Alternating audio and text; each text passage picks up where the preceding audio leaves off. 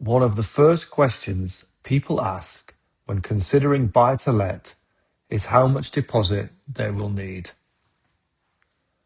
The simple answer is usually around 20 to 25% of the property value. But in practice, the real answer is more complicated than that.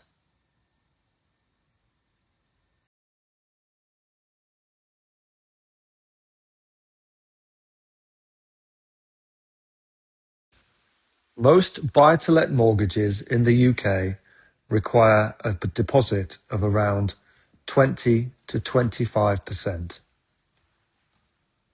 That's the amount lenders typically expect as a minimum contribution from the borrower.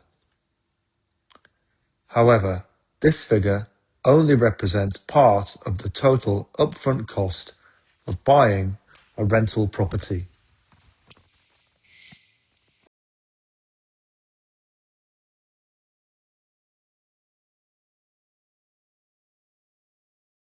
The deposit is not the same thing as the total cash you'll need to complete the purchase. There are several additional costs that need to be paid upfront, and these can add up very quickly.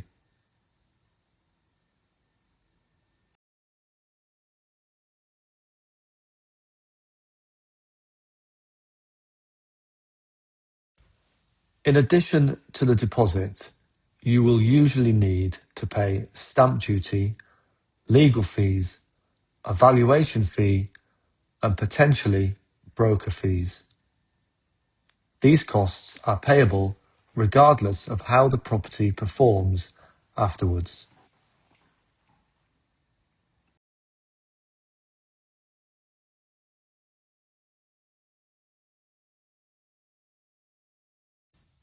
Stamp duty on additional properties in the UK includes a surcharge. This means the tax payable on a buy-to-let purchase is typically higher than on a primary residence. It is often one of the largest upfront costs involved.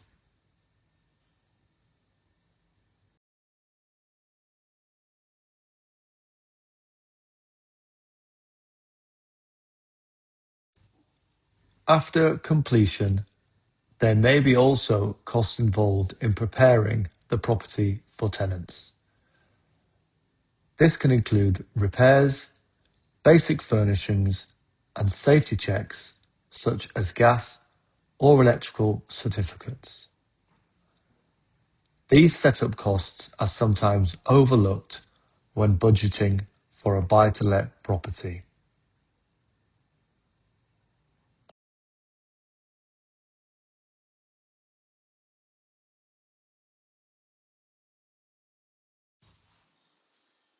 It's also sensible to have a financial buffer available once the purchase is complete. Rental properties occasionally experience void periods or unexpected repairs.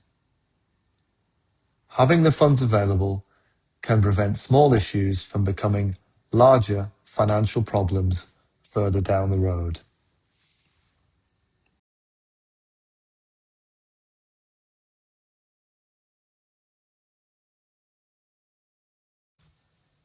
The size of your deposit determines the loan-to-value ratio, often referred to as the LTV. A lower LTV can sometimes result in more favorable mortgage rates, which in turn affects cash flow over time.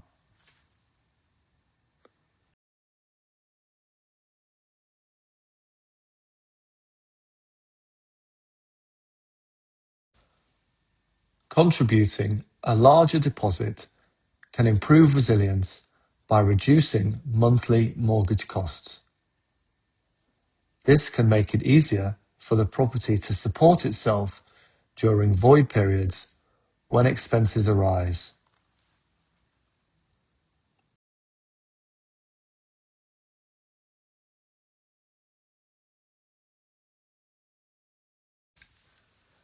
Deposit size has a direct impact on monthly cash flow. A smaller deposit increases borrowing, which can reduce the margin between rent and expenses.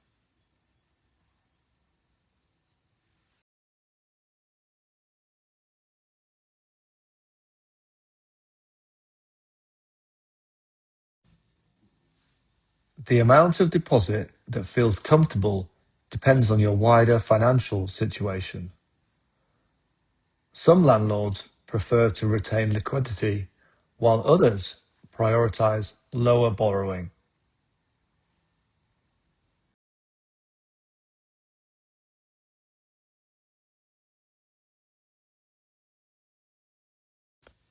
A conservative approach to deposits and upfront costs can make ownership far more sustainable over time. Planning for additional expenses from the start helps avoid unnecessary stress later on.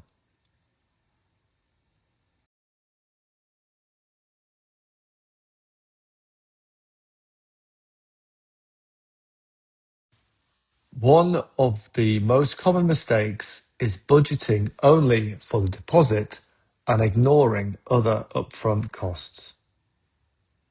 This can leave new landlords financially stretched from the very beginning.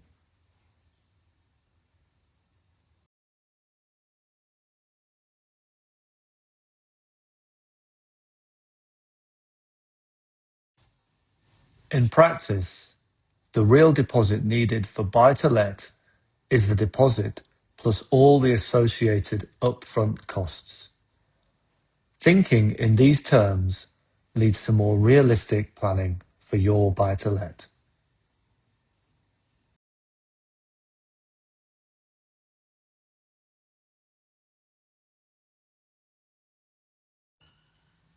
In the next video, I will explain the difference between interest-only and repayment buy-to-let mortgages and how each affects long-term outcomes.